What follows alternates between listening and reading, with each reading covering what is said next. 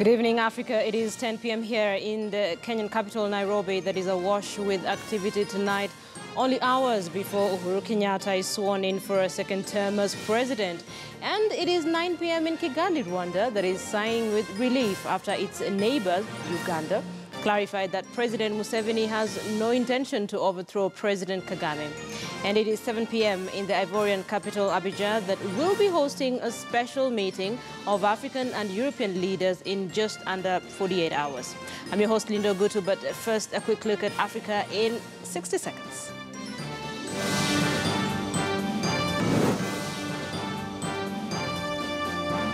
All is set to have Kenya's President-elect Uhuru Kenyatta take oath of office before Kenyans and visiting foreign dignitaries.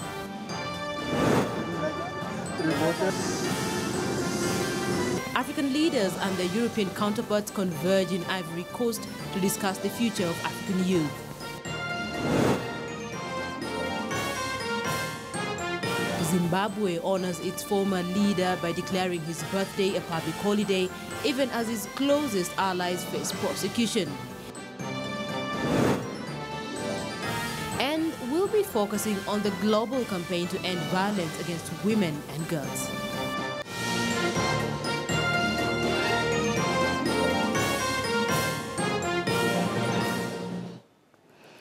Welcome to the program. So each year between November 25th and December 10th, the 16 days of activism against gender-based violence campaign is commemorated globally. This year things are no different, even here in Kenya. So that is a conversation I'll be having a little later on in this show. We'll be speaking to Pete Voles, head of Department for International Development at the British High Commission. He's already in studio with us to be part of this conversation. And interestingly so, they have been concerned that men don't really speak out about most of these things. And it would be interesting just to pick his mind on the fight against gender-based violence. We will also be speaking to Tabitha Sayo, Deputy Executive Director, Kellen. She's also a lawyer, to get the legal perspective on how far this battle has gone. But before we have that conversation, let's run you via our Twitter poll question tonight. We're asking you, what should be done to end gender-based violence in Africa? From where you sit, this is a conversation that I'm sure a lot of you have had before. So what do you think should be done to end gender-based violence in Africa? Tweet us at KTN News. You can tweet me as well at Linda Ogutu. Please use the hashtag Bottomline Africa.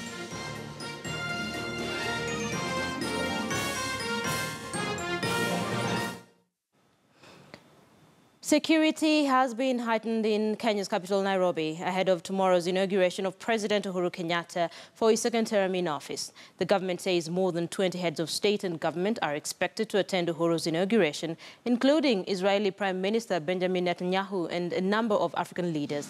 Main opposition leader Raila Odinga plans to hold a memorial rally for victims of alleged police brutality at the Jacaranda grounds, less than 10 kilometers from the inauguration venue. Last month, the Kenya National Commission on Human Rights report said that about 37 people were killed in violence following the August 8th election. Several others died during the repeat presidential election. We will not be able to give you those itinerary, but I can confirm that we have more than 43 delegations that have confirmed attendance tomorrow from across the world. But we will have made arrangements for an overflow of those Kenyans who will find the place already full. The 300 million that the head of public service mentioned here caters for the function tomorrow and also Jamhuri Day.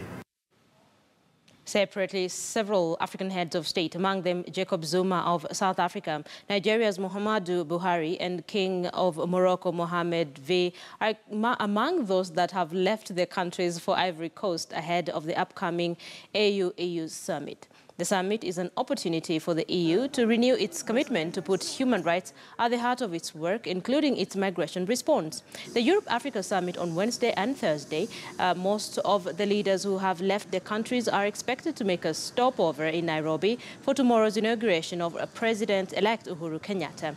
The summit is themed harnessing the demographic dividend through investment in youth.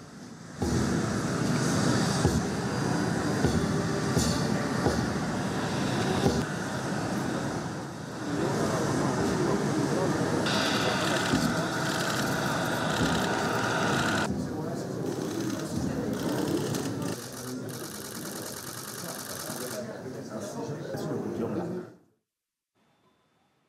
The Great Ethiopian Run road race organizers say 2 runners were taken to hospital where they later died after collapsing during the race. The exact cause of the death or the identity of the victims were not announced. Around 45,000 people competed in the 10-meter running event, including Olympic 5,000-meter champion Vivian Cheruiyot of Kenya and former world half-marathon champion Lorna Kiplagat of the Netherlands. The Great Ethiopian Run was started by the country's distance-running great Haile Gebrselassie in 2001.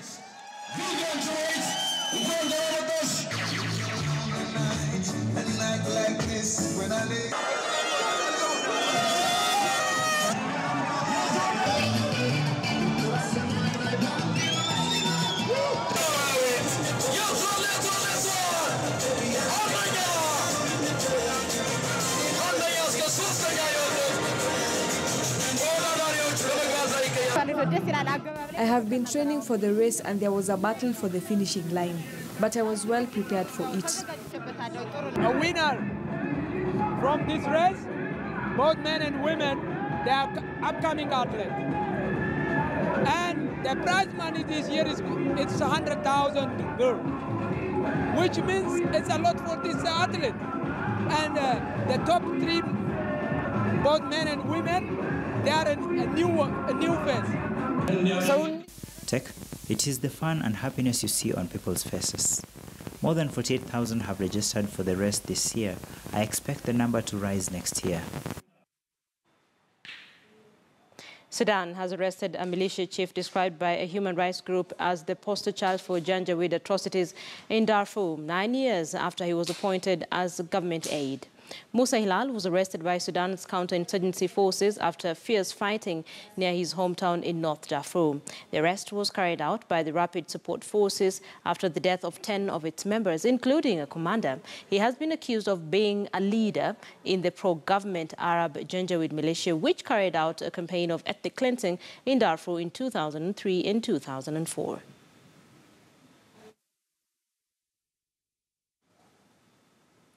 Zimbabwe has officially declared 21st February to be Robert Gabriel Mugabe's National Youth Day, thereby marking the former president's birthday, a public holiday. New President Emerson Mnangagwa is expected to form a cabinet this week. Mugabe resigned last week after military intervention and days of mass protests. The police and army are to stage joint patrols as the country returns to normal. Meanwhile, Zimbabwe's ousted Finance Minister Ignatius Kombo, charged with 3 counts of corruption, has been refused bail by a magistrate. He was among those detained by the military before Robert Mugabe resigned as president.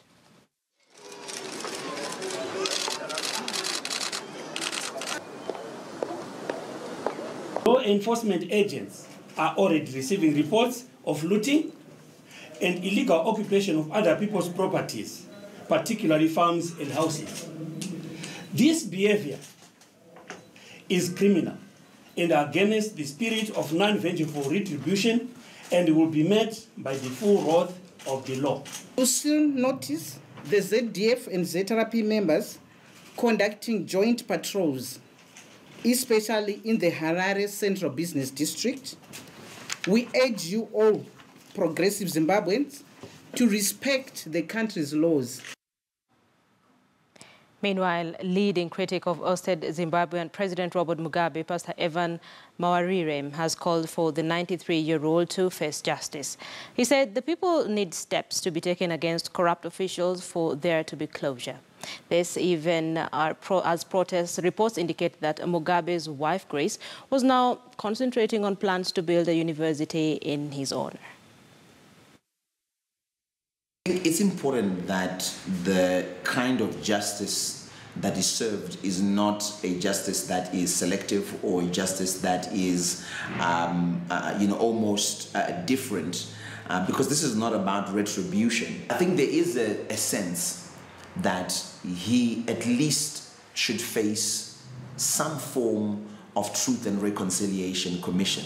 The hope that Zimbabweans have right now may be confusing to a lot of people, especially when you consider the fact that the people who are forming the new government or who are taking the administration of the country going forward are essentially the same group of people. A South African woman who helps train women in self-defense was crowned Miss Universe on Sunday at the pageant held in Las Vegas, with Miss Colombia and Miss Jamaica also making it to the final three. Demile Nell Peters, aged 22, who unleashed a big smile when she won, hails from Western Cape Province and recently earned a business management degree from Northwest University. Her passion for self-defense was reinforced when she was hijacked and held at gunpoint about a month after winning her title as Miss South Africa.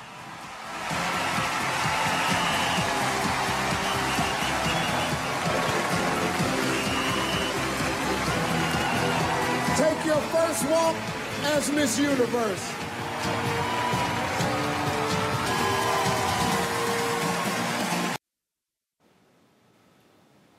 The 10th edition of the Crown Gospel Music Awards, the ceremony honoring the greatest names in South African and African gospel music, is held in Durban. Out of the 600 applications received, 120 artists were nominated in 39 categories. Topping the list of nominees are Sifo Ngwea with 7 nominations. The new categories, the Artist of the Decade and Song of the Decade, seek to honor artists who have stayed relevant in the past 10 years. One such artist is Sfiso Nkwane, who has been posthumously nominated as Artist of the Decade.